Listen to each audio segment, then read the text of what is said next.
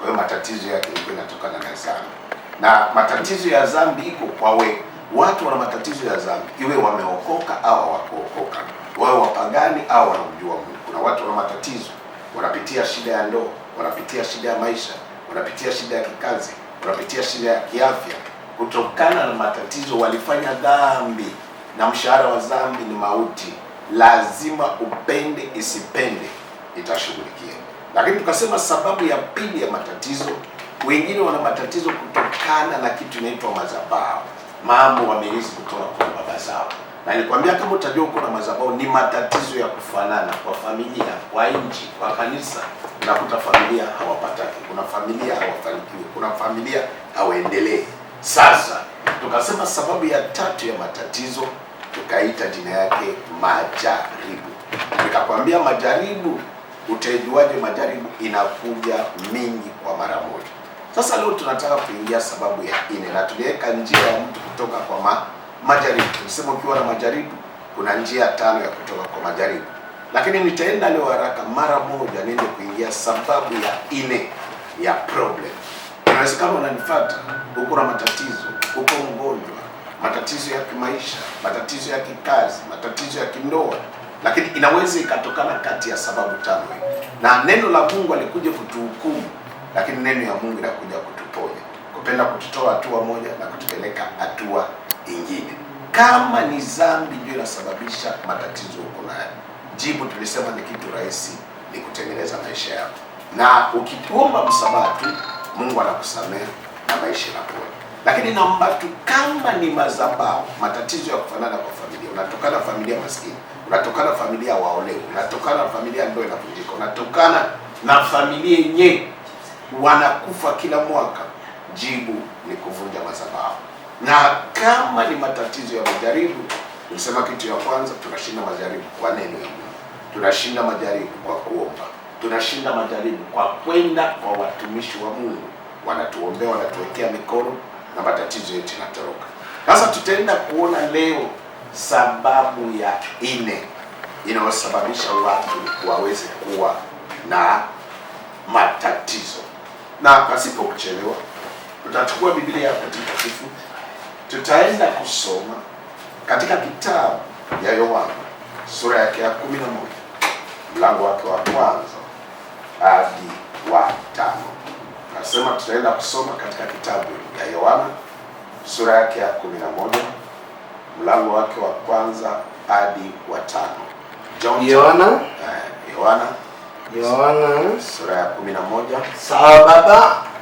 Mlango wake wa kwanza. Yohana 11 mstari wa kwanza mpaka wa 5. Haya. Yohana 11 mstari wa kwanza mpaka wa 5. Ndio. Naomba nisome kadri Roho atakavyoniongoza. Ndio. Basi mtu mmoja alikuwa hawezi, Lazaro wa Bethania, mwenyeji wa mji wa Mariam na Martha dada yake.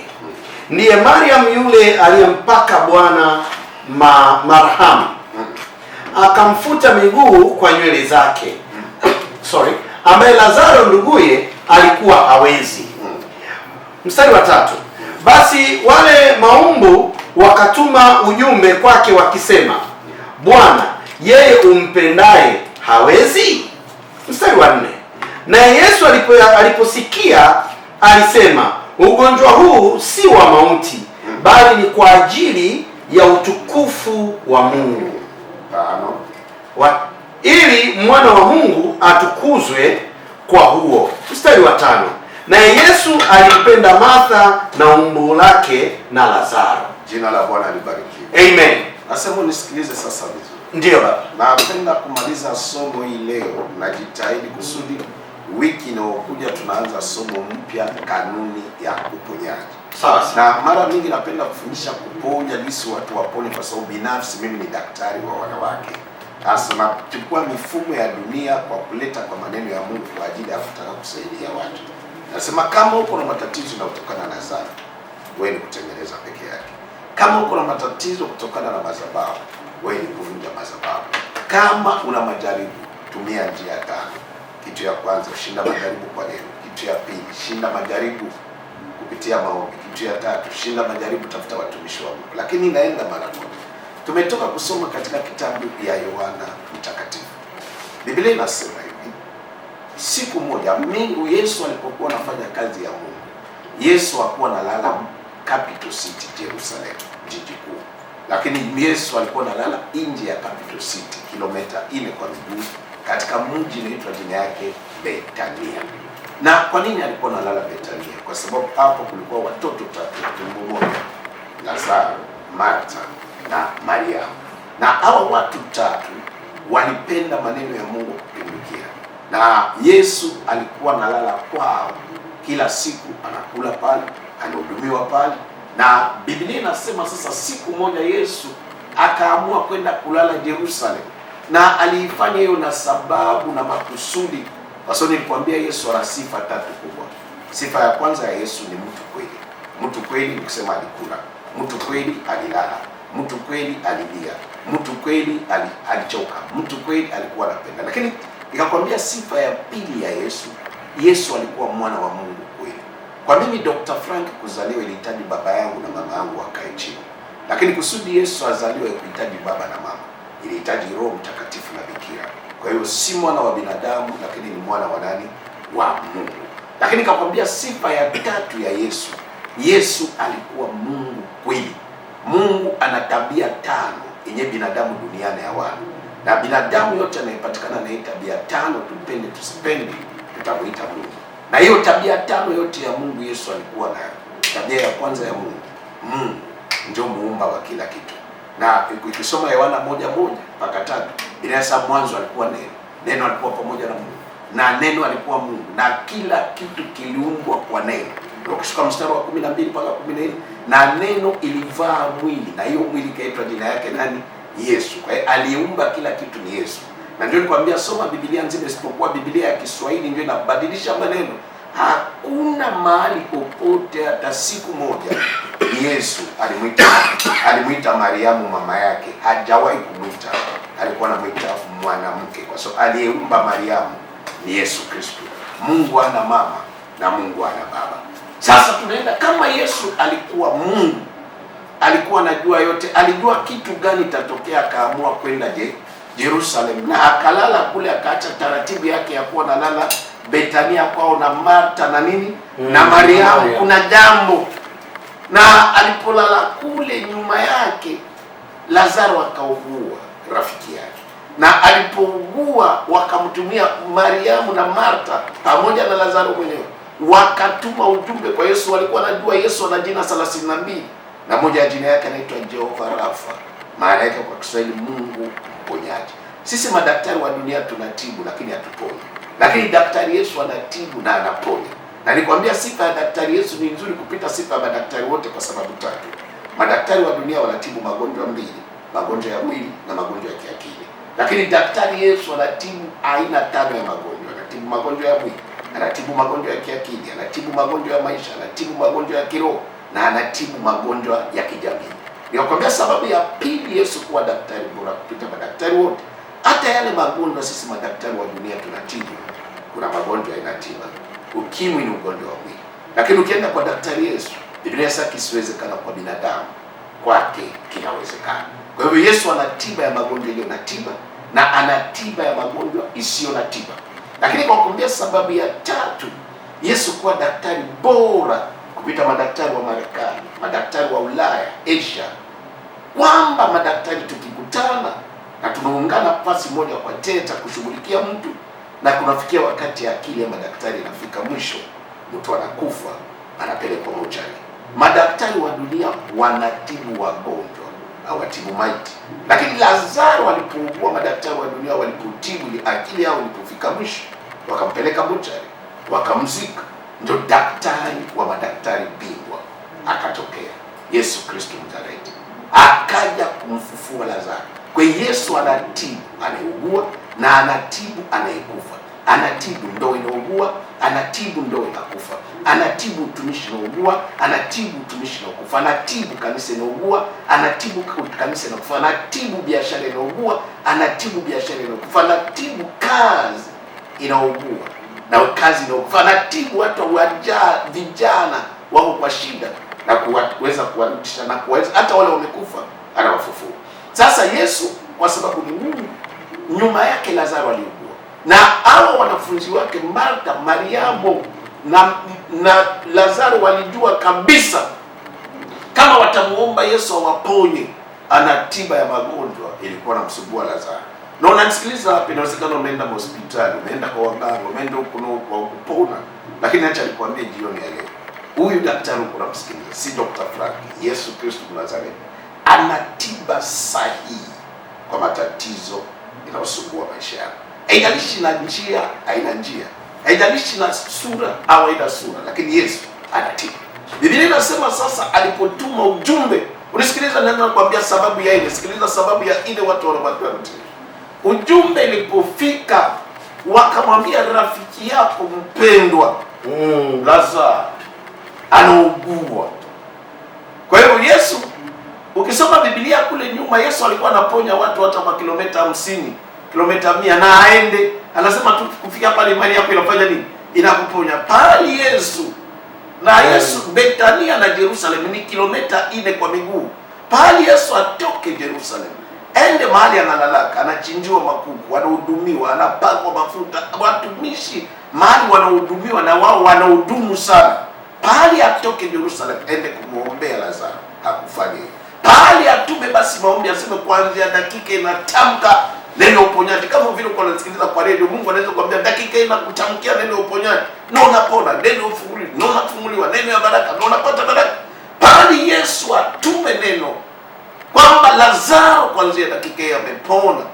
Lakini Biblia inasema Yesu akasema ugonjwa wa Lazaro si wa kufa, lakini kusudi jina ya Bwana ipate kufanya nini?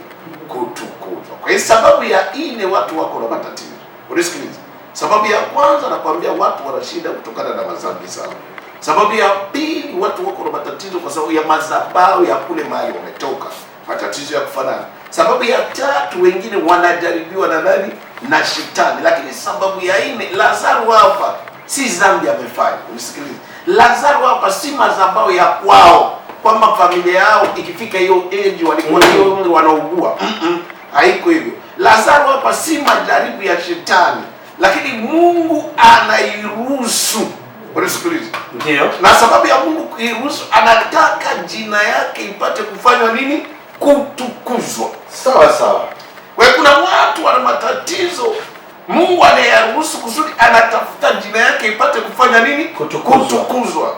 Lakini usijisifu, usianze kujifariji mara moja kwamba hii matatizo yangu ni Mungu anayeruhusu kusudi jina yake itukuzwe. Kwa sababu mtu aliye na matatizo yenye jina ya Mungu itukuzwe, huyu mtu anakuwa na sifa 7 kubwa. Na tutaweza kuona wawili katika Agano la Kale na wawili katika Agano Jipya. Amen. Sasa tuko tunamchukua katika Agano Jipya, tunamchukua Lazaro. Utaona sifa zote Lazaro alikuwa.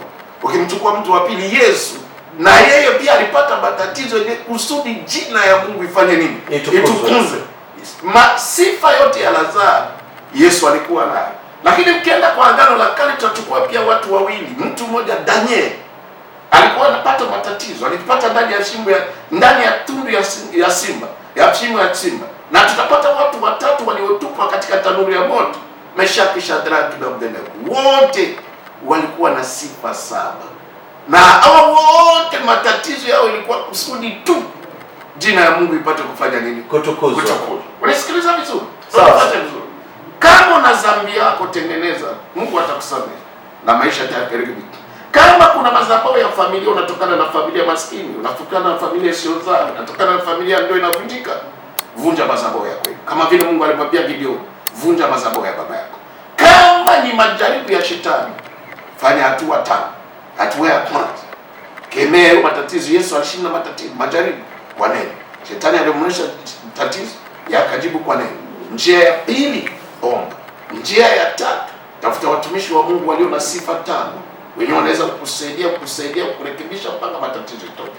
Lakini sasa hii tatizo tuko naongea leo, kuna watu wana problem kusudi jina ya Mungu itukuzwe. Kuanzia Lazaro, Yesu, Daniel, Meshaki, Shadraka na Abednego, wote walikuwa watu wanamjua Mungu. Kwa hiyo mtu mwenyewe umjue Mungu aweze kuwa na matatizo yenyewe, nasema kusudi jina ya Mungu ifanye nini? Itukuzwe. Hiyo ni shida yako. hii ni shida ya watu wenyewe, wanamjua nani? Mungu.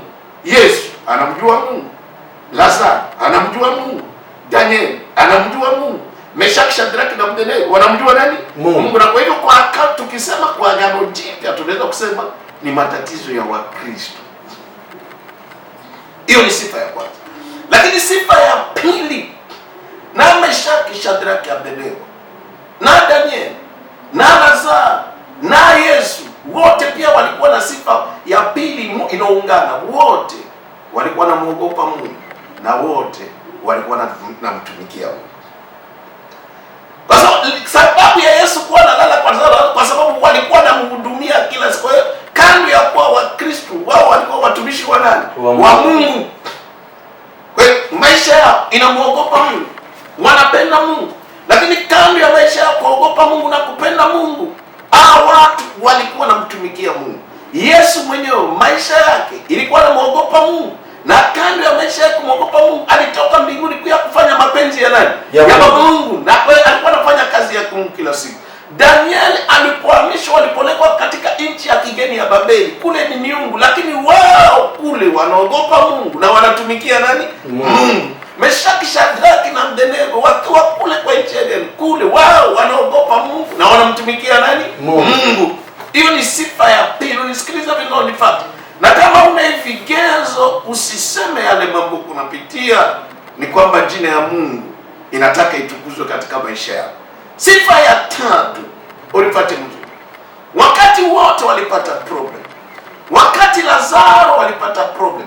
Lazaro, ndani ya Biblia kuna Lazaro mbili, lakini Lazaro aliyeishi ni umoja pekee yake, na huyu ndio aliishi. Lazaro kaka yake ya Martha na Mariamu, na huyu Lazaro alikuwa tajiri. Lakini Lazaro wa pili, ule katika kitabu ya Luka, ule aliyekuwa na vidonda na maskini, hajawahi kuishi, ni mfano, parable. Huyo Lazaro hajawahi kuishi.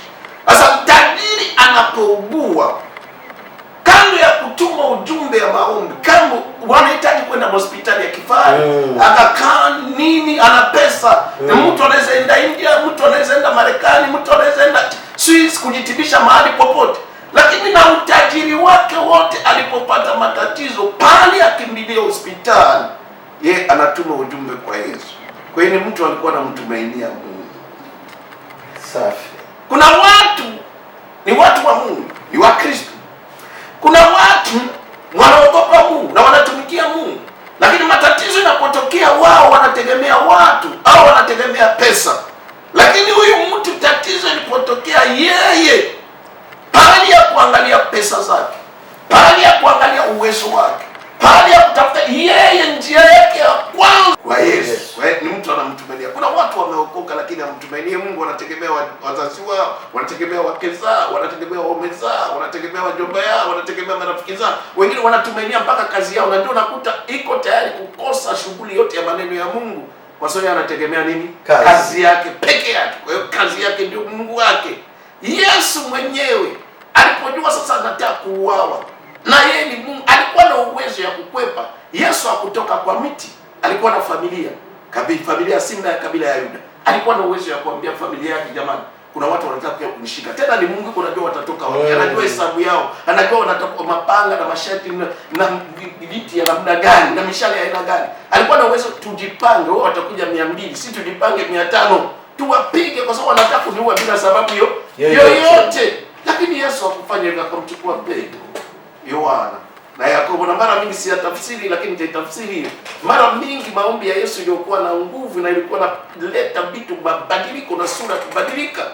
Yesu alikuwa anabeba watu tatu: Petro, Yohana na Yakobo. Na kama unataka kuona change, mara mingi watu wanapanda kwa mlima, nikisema mlima ni kusema kufunga, na kule kwa mlima ni kuomba. Na kwa hiyo kuna watu wanafunga, wanaomba, lakini maombi yao haibadilishe vitu kwa sababu wanakosa watu tatu muhimu. Wanakosa Petro, Yohana na Yakobo. Na lazima maombi uichage na Petro, Yohana na Yakobo, lakini tutaifundisha kwa somo ingine, sawa, ya vitu kubadilika.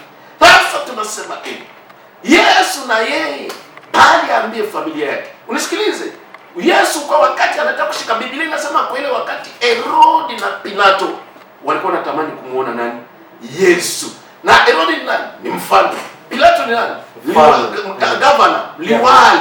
Yeye ndio liwali.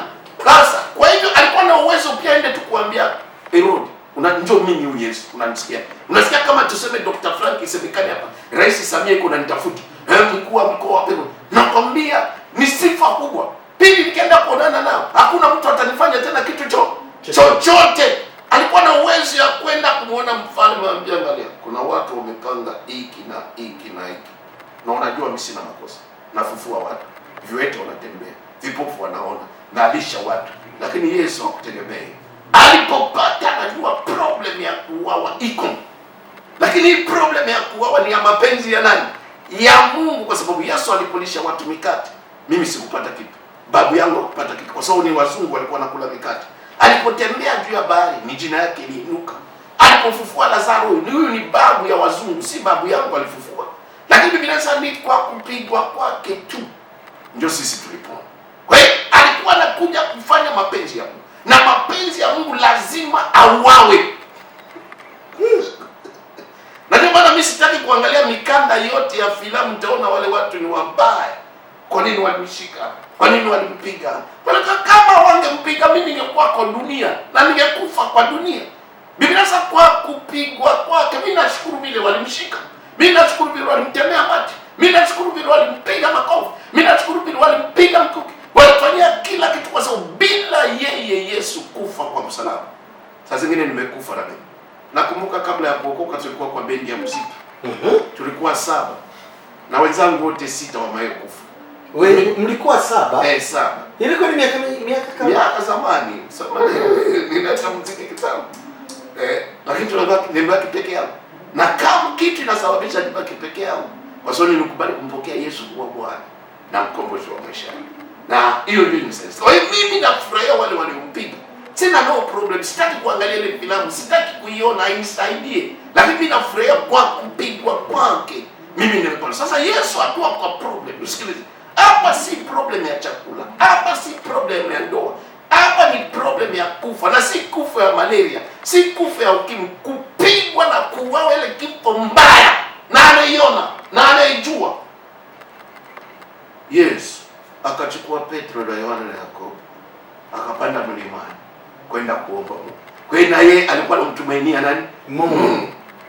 Daniel katika nchi ya Babeli, kutokana na hekima na maarifa Mungu alimpatia, wenyeji wakamsikilia hivi, vipi huyu mgeni anaendelea kuinuka mpaka waziri mkuu.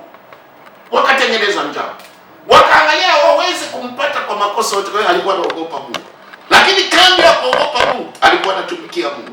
Kando ya kumtumikia Mungu ni mtu, alikuwa mtu wa nani? Wa Mungu. Walipoweka sheria kwamba kwa siku 30 wasiombe Mungu mwingine, lakini ni mtego, mpaka mfalme akafurahia. Daniel akaanza kuomba. Alikuwa na uwezo ya kuacha kuomba, lakini bado yake endelea kufanya nini? Kuomba, kwa sababu anamtumainia nani? Mungu. Meshaki, Shadraki na Abednego. Unisikiliza vizuri. Usijifariji maybe matatizo uko nayo si mapenzi ya Mungu. Lakini kama ni mapenzi ya Mungu, acha nikwambie, jina ya Bwana inaenda kutukuzwa maishani mwako. Amen. Biblia inasema wakati pia mfalme Nebukadneza akainuka akatengeneza sanamu. Ni sanamu akwenda kuichukua kwa makaburi. Ni sanamu akupewa na waganga.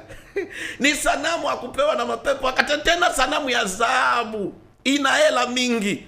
Alipokuwa anaitengeneza ni sanamu, lakini ilipomalizika kutengenezwa haiko tena sanamu, inakuwa miungu. Na akaambia watu wote waiabudu. Ni kitu simple, wanaona vile anaitengeneza. Hakwenda kuichukua kwa makaburi, hakupewa katika ulimwengu wa giza. Ni kitu simple, ni dhahabu kwa dhahabu. Akaambia watu wote wafanye nini? Wasujudu. Lakini Meshaki, Shadraki na Abednego waliokuwa najua maana ya kuabudu. Kwa sababu kuabudu katika kitabu ya Ufunuo sura ya 4 mstari wa 8-11 inamaanisha mambo 3. Ndio. Kusujudu, kupiga tu magoti mbele ya mtu kitu, upendo sipende, umeabudu. Maana ya ukiniheshimu usinipigie magoti. Nilipoingia Tanzania mara ya kwanza, watu walikuwa wanakuja kushikilia, hapana.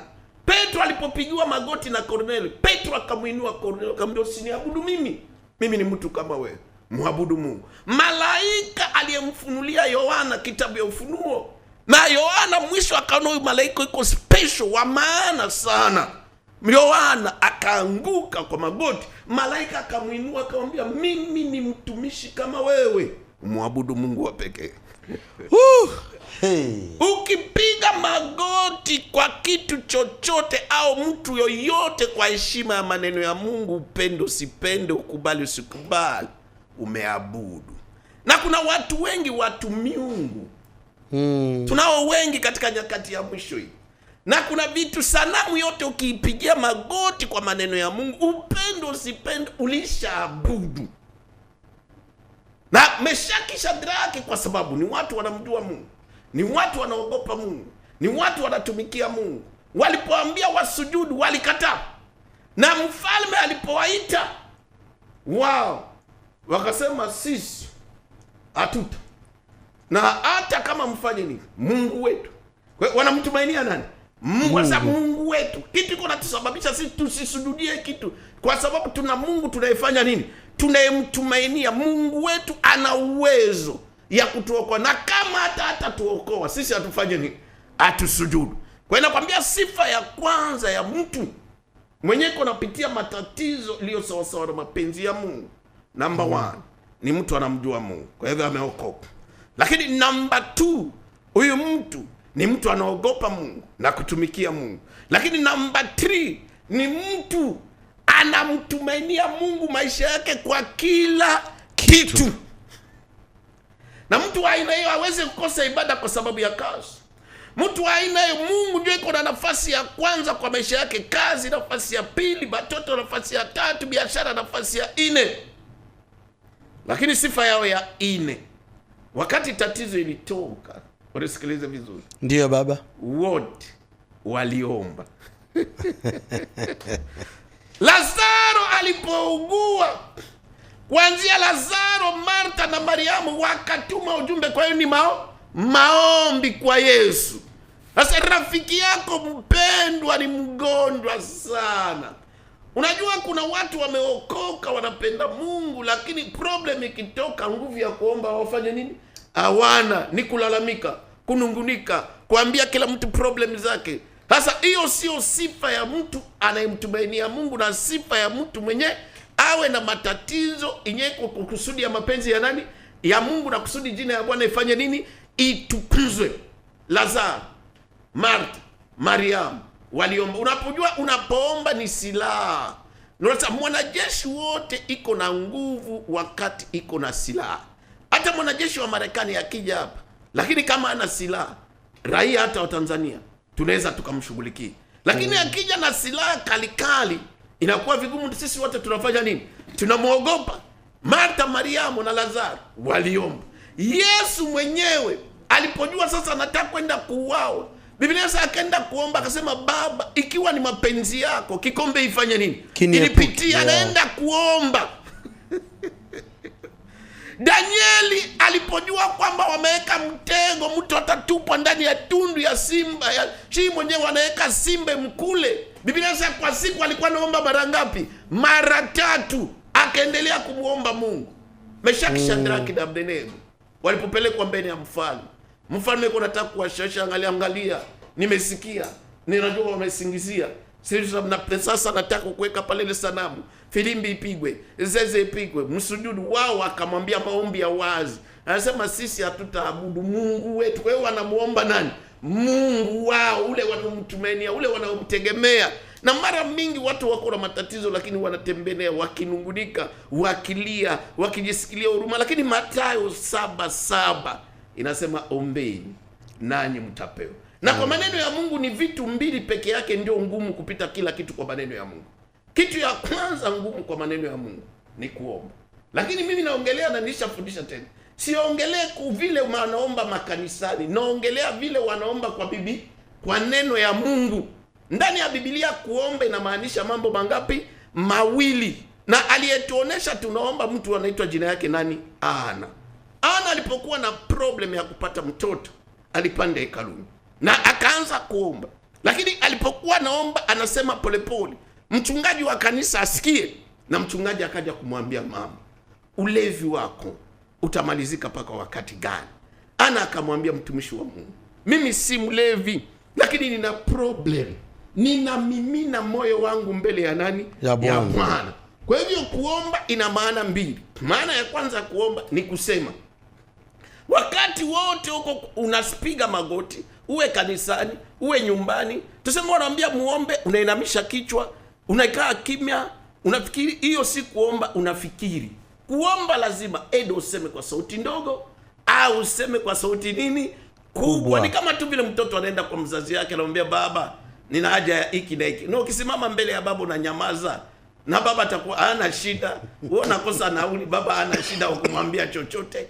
Sasa hivyo ndio mbele ya Mungu baba yetu. Anataka tumueleze, anajua mahitaji yetu, lakini yeye ndio anatuambia kwa Mathayo 7:7 fanya nini? Ombeni. Kwa hiyo tunapoenda mbele ya baba tunaomba aidha kwa sauti ndogo au kwa sauti nini? Kubwa. Sana sauti ndogo tunatumia kwa mambo yetu ya siri, ingawa tutaki kila mtu afanye nini? Aijue, lakini mambo kawaida tunatumia sauti nini? Kubwa. Lakini namba 2, maana ya pili ya kuomba. Kwa hivyo wale wote wanaenda majumapili kanisani wana matatizo na shida nzima, lakini wakati wa muombe wanaangalia wahubiri. Ni wahubiri peke yake wanaomba, ni watu wachache wanaomba, wanaangalia.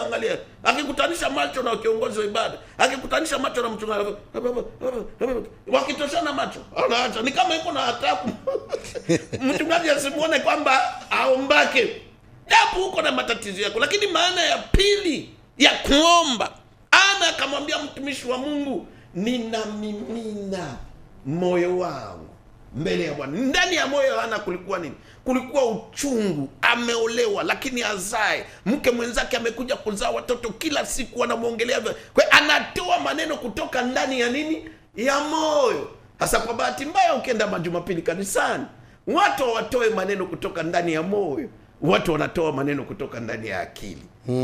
Na shida kubwa, watu wanasingizia Yesu alisema alifundisha sala ya baba yetu, lakini soma Biblia nzima, hakuna mahali Yesu aliomba sala ya baba yetu. Soma Biblia nzima, wanafunzi walifunzwa sala ya baba yetu, hakuna mahali walipiga magoti wakiomba sala ya baba yetu. Kwa sababu unaposema baba yetu ile jumpingi, jina lako litukuzwe, ni si maneno inatoka ndani ya moyo, inatoka kwa akili.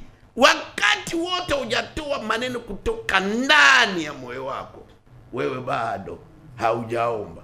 Na nikitoa maneno ndani ya moyo wangu na wewe ukitoa maneno ndani ya moyo wako, itakuwa vitu havifanane. Kwa sababu vitu vinaonisumbua ndani ya moyo si vitu vinakusumbua wewe ndani ya moyo. Vitu vinaosumbua wewe ndani ya moyo si vitu. Kuna mtu anasumbuliwa na ndoa, kuna mtu anasumbuliwa na utasa, kuna mtu anasumbuliwa na kazi, kuna mtu anasumbuliwa na promotion, kuna mtu anasumbuliwa na afya. Kwa hiyo tutaposimama tutatoa mambo tofauti.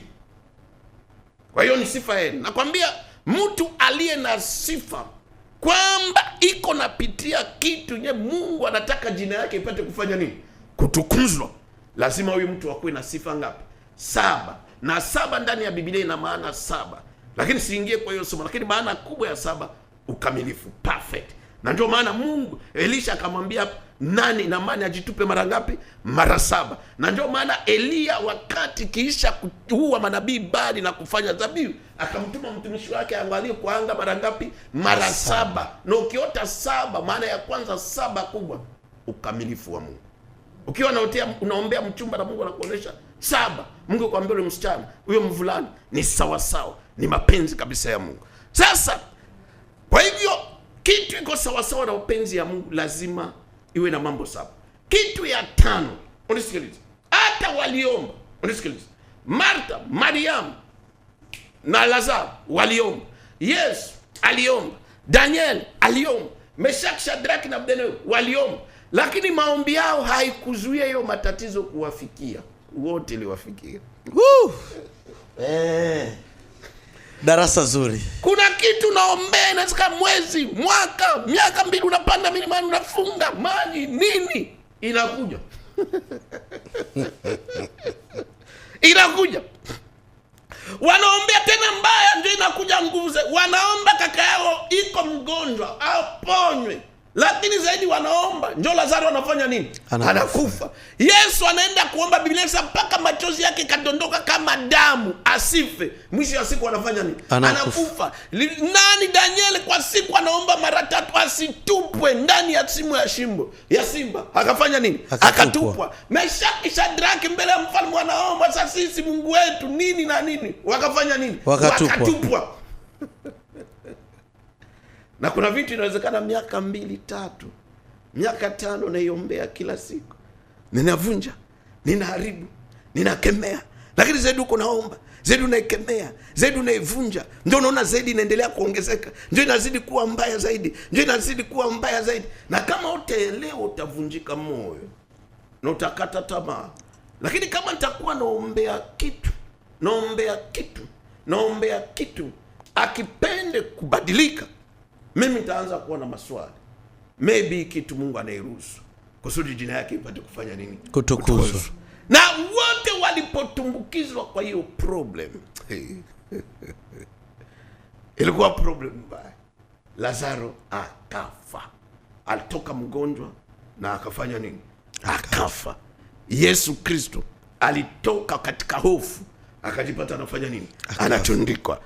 Danieli akiwa ndani ya rubu akiomba, akatoka akajipata ndani ya simba ya nini? Ya simba. Na Meshaki, Shadraki na wote hawakuwa natumbukia pembeni. Meshaki, Shadraki na Abednego wanatupwa katikati. Unajua kuna problem inakupata kanusu, lakini hao wote problem ilikuwa inawapata mzima. Lazaro ndani ya kaburi yeye wote mzima. Yesu ndani ya kaburi yeye wote mzima. Kuna wakati matatizo yanakupata ni ya ndoa peke yake tu, lakini unakuta ni ya ndoa, ya pesa, ya afya, kila kitu yeye wote mzima. Biblia inasema Meshaki, Shadraki na Abednego wale waliwatupa kwa sababu amri ya mfalme ilikuwa kali. Wale waliwatupa kwa wao wote wakachomeka, wakafa. Wakaangukia katikati. Na inawezekana huko katikati ya mateso, ya matatizo ya maisha, matatizo ya ndoa, matatizo ya kikazi, matatizo ya kiutumishi, huko katika umetumbukia katikati. Kwa unaangalia upande wa kushoto, hakuna njia. Unaangalia upande wa kulia, hakuna njia. Unaangalia mbele, hakuna njia. Unaangalia nyuma, hakuna njia. Lakini hiyo yote ukiwa na sifa umeokoka. Hiyo yote ukiwa na sifa unampenda Mungu, unaogopa Mungu na unamtumikia Mungu. Hiyo yote ukiwa na sifa unabeba silaha zote za kiroho, unaomba, unafunga, unakesha. Lakini umejipata huko katikati ya shida. Unajipata huko katikati. Unafundishwa na babu. Mwaka 97 nilijipata katikati ya mateso. Na ilihitaji moyo. Tulikuwa vizuri. Nilikuwa na shule yangu nzuri ya Biblia. Nilikuwa na maisha mazuri, lakini ilikuwa bado sijao. Ghafla nchi ikaingia vita. Nchi ilipoingia vita nilienda kufundisha asubuhi. Kule sikurudia tena kwangu. Kumbi waasi walishika mji usiku. Nilikuwa na wafanyakazi kutoka Rwanda. Wakabeba vitu yangu wakaenda na wakimbia Rwanda. Kesho yake nikapigiwa simu. Wameambia wameua baba yako na wameua mama yako. Wamepigwa wote masasi. Wamekufa. Angalia, ukiwa napitia unatumbukia katikati. Tulikimbia miezi 2 karibu kilomita 2000. Kiatu ikapasuka. Niliokota malapa, moja ya green na moja red, shati moja, suruali moja, kwa miezi 4. Naifua usiku bila sabuni. Unachanganikiwa. Unaomba, hata hamu ya kuomba inaisha. Silaha yote inatoka. Hamu ya kusoma neno ya Mungu inaisha. Unakaa unajanga mandevu inafika utumia kimbia kilomita karibu 2000 hujawahi kuitembea. Mnaikimbia kwa sababu vita iko inakuja. Lazima muendelee kukimbia. Muendelee tunaenda kujipata wakimbizi wa ndani kwa miezi 4. Inakataa kutoka. Lakini kama kitu Mungu anairuhusu na mwisho yake anataka jina yake itukuzwe, kule mwisho anakushangaza sana. Kule mwisho ndio baada Yesu kupitia hayo, ndio Biblia inasema akapata jina kubwa kupita majina yote. Sasa sifa ya 5, unisikilize. Baada ya wote kabla sifa ya 5 kwanza nimeruka. Kabla ya wote kutaka kupitia mtihani, Kuna watu wanajaribu kutetea wasiipitie, wanazuia. Martha na Mariamu walikuwa nafanya kila jinsi Lazaro asifanye nini? Asife. Yesu, kuna watu walijaribu kukinga. Petro akachukua panga, akatoa, akakata sikio. Sasa bosi hawezi kushikwa hivi, si tuko hapa. Akamwambia rudisha upanga wako. Anazuia siku. Danieli mfalme aliposikia kwamba ni Danieli ameenda kinyume na amri, na mfalme alikuwa anapenda Danieli kupita watumishi wake wote. Mfalme akatetea kuanzia asubuhi mpaka nini? Jioni, Danieli asifanye nini? Asiuawe. Lakini bado wakati mfalme Nebukadneza alikuwa kupewa ripoti ya Meshaki, Shadraki na Abednego. Meshaki, Shadraki na Abednego hawakuwa watu wa kawaida. Hapana. Walikuwa weka hazina ya mikoa. Sema mweka hazina ya mkoa wa Dar es Salaam. Mweka hazina ya mkoa ya Arusha. Mweka hazina ya mkoa ya Tanga. Kwa hiyo serikali inawaamini na inawategemea, na walikuwa hawana madoa, ni watu wanapenda Mungu. Sasa mfalme aliposikia kwamba wao ndio wanapinga, kama alikuwa na uadui nao, ilikuwa si kuambia walete na watupe mara moja. Kwa sababu ndio ilikuwa hapo. Lakini kwa sababu mfalme alikuwa anawapenda na anawaheshimu, alipofika akasema, nimesikia hii ni kweli kabisa, siamini. Kwa hiyo iko najaribu kuwatetea. Kwa sababu amri ilikuwa tu yeyote atakataa mara ya ngapi? Mara ya kwanza kusujudia atupwe katika tanuri ya nini? Ya moto. Lakini Meshaki, Shadraki na Abednego wamekataa mara ya kwanza na wameletwa mbele ya mfalme. Pahali mfalme atimize tu amri yake, yeye anaanza kuambia sasa, unajua sasa safari, kwa sababu anawapende, kunajua hawa ndio wanaleta hela, hawa ni watendaji wazuri. Sasa safari hizi inawezekana wanawasingizia, inawezekana wanasema uongo. Sasa tunataka filimbi nataka kupigwa, zeze nataka kupigwa, vinanda, mkisha na nyinyi mfanye msijudu. Na kama Meshaki, Shadraki na Abednego hawakuwa naogopa Mungu, mara ya pili wangefanya nini? Wangesujudu na wangetupa kwa tanuri ya nini? Ya moto. Kwa hivyo mfalme pia alikuwa anafanya nini? Anawatetea. Na ni matatizo yako. Unaweza kuona marafiki yako wanakusaidia, wanapambana, familia, mandugu, wajomba, kanisa, wanapambana, wako wanataka kukusaidia kusudi mambo isifanye nini? Isilipuke, lakini mwisho ya siku inafanya nini? Inalipuka. Wanajaribu kuzuia. Wanajaribu kuziba mapango, kuziba mashimo, kusudi kusiwe tatizo kubwa, ifunike watu wasione. Na unisikilize, kitu hiyo kwa mapenzi ya Mungu hautaifunika, lazima watu wote wataijua. Uifiche usiifiche, upendo usipende, kila mtu atafanya nini? Ataijua. Watu wote walijua kwamba Lazaro alifanya nini? Alikufa. Watu wote walijua Yesu alifanya nini? Aliuawa kifo cha aibu. Watu wote walijua Danieli alitupwa katika nini? Tundu ya shimo ya simba. Watu wote walijua na kuona vile Meshaki, Shadraki na Abednego wametupwa katika tanuri ya nini? Ya moto. Lakini usiogope. Na watu wote wameona vile umetembea kwa miguu. Watu wote wanaona vile unaishi kwa mtaa mchafu, maisha yasiyo na mwelekeo. Watu wote mpaka wanakuwa na maswali, kikiato kinapanda ukipita kwa mazao, sasa ni mtumishi wa Mungu au si mtumishi wa Mungu? Ninakumbuka mwaka 2000 wakati mambo ilikataa. Tukiwa Mombasa, mambo inakataa. Milango ya huduma yote inakataa. Natafuta kazi ya udaktari inakataa. Kila kitu inakataa. Nililala. Tulilala siku nzima bila kula. Si asema hiyo story. Bila kula. Kwa tanzia asubuhi mpaka usiku, ukiwa na mke na mtoto. Tangu asubuhi mpaka usiku hatuna chakula. Tunalala. Unakunywa maji. Hasa usiku nikafikiri sana itakuwaje kesho. Ya leo tayari. Lakini unajua afadhali ulale njaa lakini ukiwa na matumaini kesho. Sasa hauna matumaini pia ya kesho.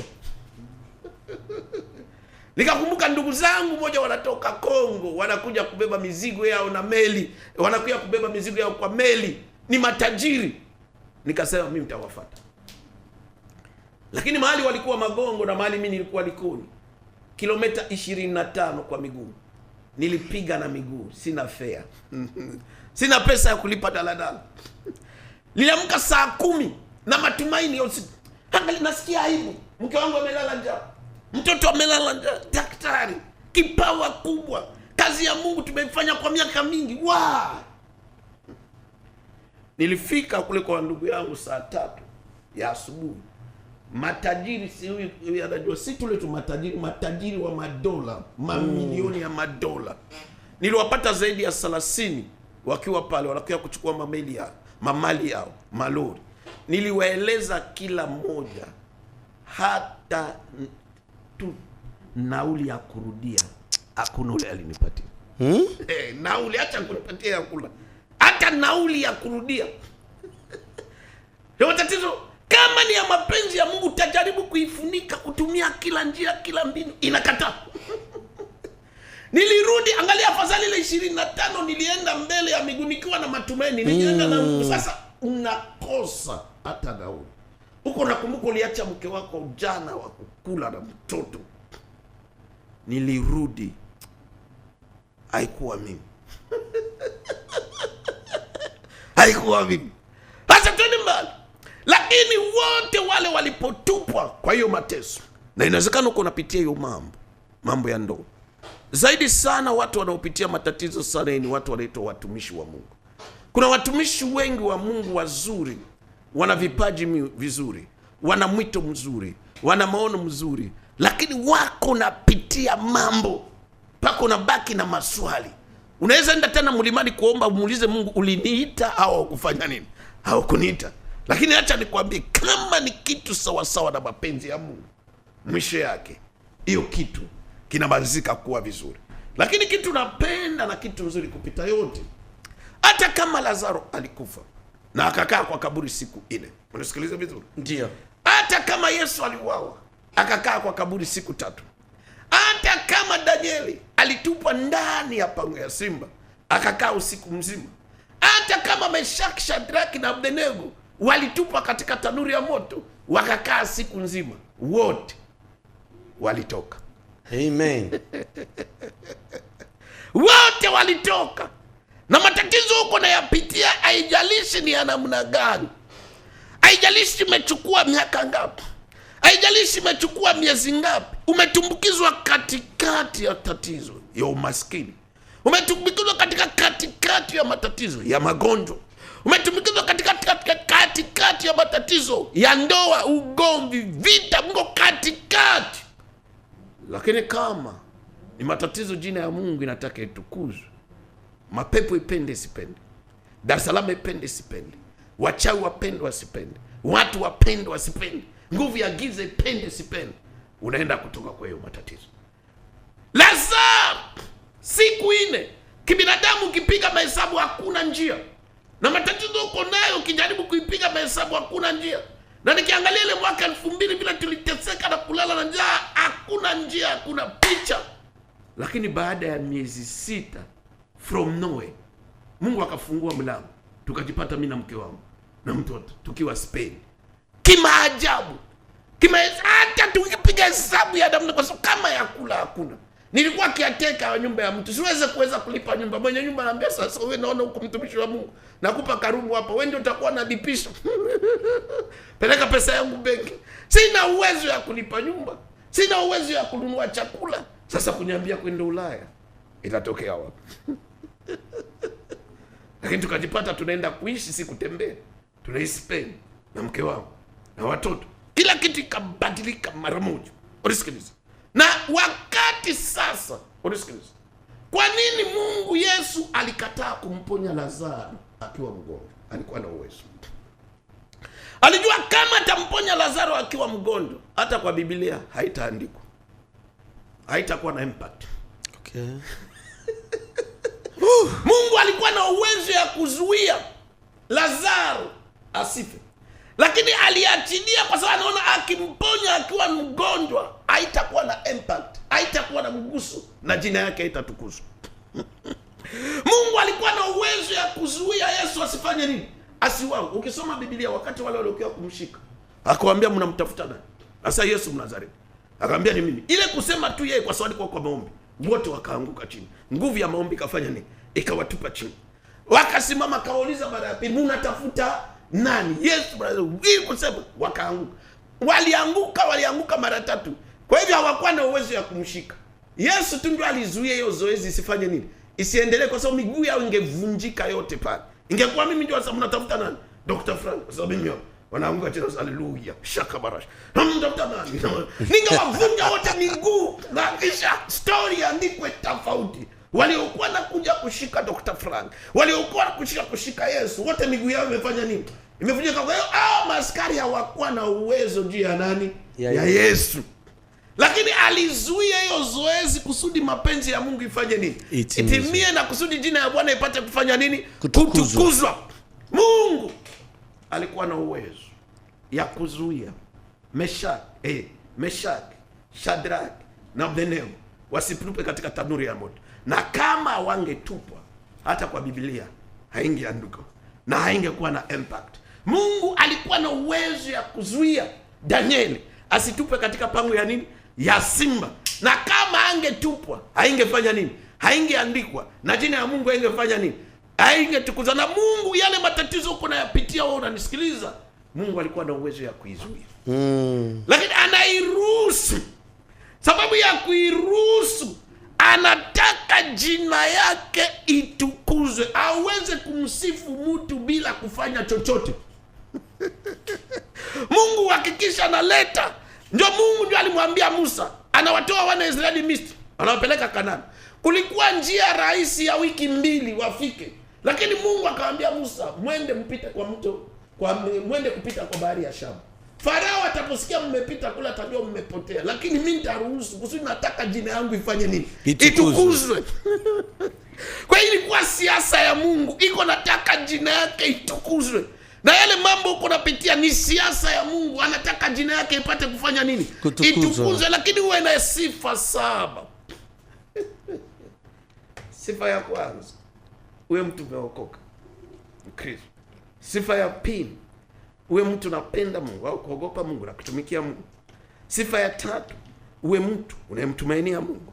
Sifa ya 4, uwe mtu unavaa silaha ya kiroho, unaomba, unafunga, usitaki kuangalia ile hali. Sifa ya 5, hata watu watazuia, watajaribu kufanya kila kitu, jua hiyo mambo itaendelea kuongezeka, lakini isikuvunje nini? Moyo na kukukatisha nini? Tamaa. Na sifa ya 6, wakati utatupwa kwa hiyo mambo, hapana kulalamika, hapana kulia, lakini bado uendelee kutumikia Mungu. Na Lazaro alipofufuka, unasikiliza, ukisoma katika Yohana 12, wale Mafarisayo na Masadukayo na watu wa ile wakati hawakuwa naogopa tena Yesu. Mwenyewe walianza kumwogopa ni Lazaro. Kwa sababu kufufuka kwa Lazaro ikafanya watu wengi waamue kuokoka, kuamini maneno ya nani? Ya Mungu. Mafarisayo, watu wa dini, wakakimbia dini, wakafata maneno ya Kristo. Sasa viongozi wa dini wakaungana, wakasema sasa Yesu sasa si tishio tena.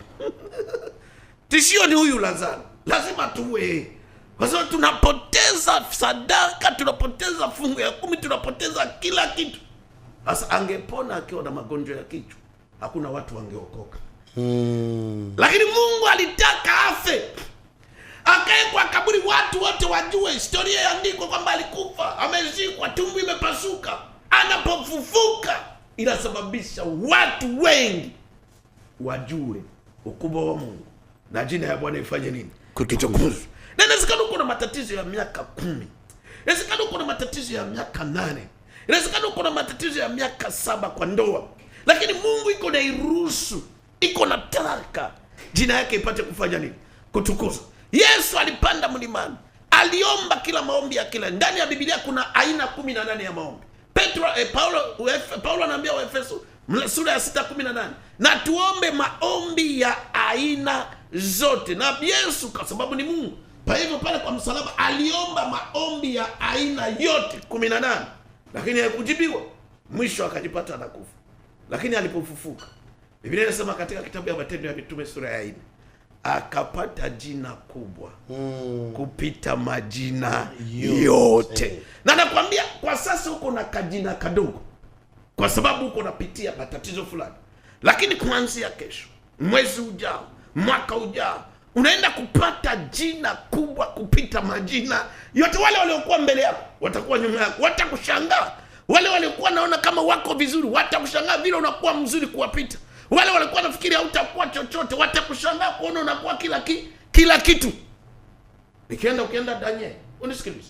Danieli alipotolewa katika pango ya simba, mfalme akasema nchi nzima na ijulikane, watu wote waogope Mungu wa nani? Wa Danieli, na watu wote waheshimu Mungu wa nani? Wa Danieli. Na akatolewa cheo ya chini na akapandishwa cheo ya nini? Ya juu. Na wale wote waliokuwa na panda hiyo mipango wote wakauawa. Na inawezekana kuna mipango napangiwa. Mimi sifundishe mipango ya watu kwa watu. Sisi hatupigane. Biblia inasema Efeso 6 inasema 10, vita vyetu si vya mwili na damu. Nikiona mtu ananisengenya, mimi sipende kuona mtu, naona pepo ya masengenyo. Nikiona mtu ananitukana, sipende kuona mtu, naona pepo ya matusi. Na hiyo mapepo yote na ujipanga kinyume na wewe kukugandamiza hivi, wakati utatoka yote itapotea. Mapepo ya kutembea miguu itafanya nini? Itapotea. Utajikuta Kagari ka kwanza, Kagari ka pili, Kagari ka tatu. Unatoka kwa mtaa ya Mansese, mahali kuna uchafu, unaenda katika mtaa ya maana. Unaenda kufanya vitu kubwa kwa maisha. Unatoka kutumikia watu, unaenda kujitumikia wewe wenyewe. Mungu, wakati Meshaki, Shadraki na Abednego wametoka katika tanuri ya moto. Na ninapenda hiyo. Unisikilize. Kwa watu wote ine kutoka, unisikilize. Kwa wote kutoka, Mungu alituma malaika. Na hapa nijaribu kugusa kidogo. Ni Mungu anatuma malaika. Wahubiri hawatume malaika. Malaika ni watumishi wa Mungu. Malaika si watumishi wa watumishi. Hakuna mahali kwa Biblia kuanzia kitabu ya Mwanzo mpaka kitabu ya Ufunuo mahali mtumishi wa Mungu alituma malaika. Haiko. Ni Mungu anaamrisha kwa sababu ni watumishi wa Mungu. Mungu alituma malaika kufunga vinyo.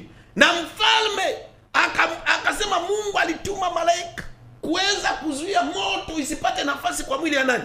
Ya Meshaki, Shadraki na nini? Na Abednego alipokuwa katikati ya moto, mfalme akasema nimeona mtu wa nne. Na ninapenda kwa hiyo matatizo uko unapitia, mtu wa nne aingilie kati. Anayefanana mwana wa Mungu. Utaipitia na kama utaiona. Walikuwa ndani ya moto lakini moto haiwashiki. Walikuwa ndani ya moto haiwachumi. Walikuwa ndani ya moto nguo haifanye nini? Aiungwe. Na napenda kupitia hiyo hali uko unapitia, uipite pasipo kuichukia mashungu yake. Amen. Hiyo ndio sifa 7. Umenisikiliza vizuri? Kwa dakika moja napenda tukuomba na wewe.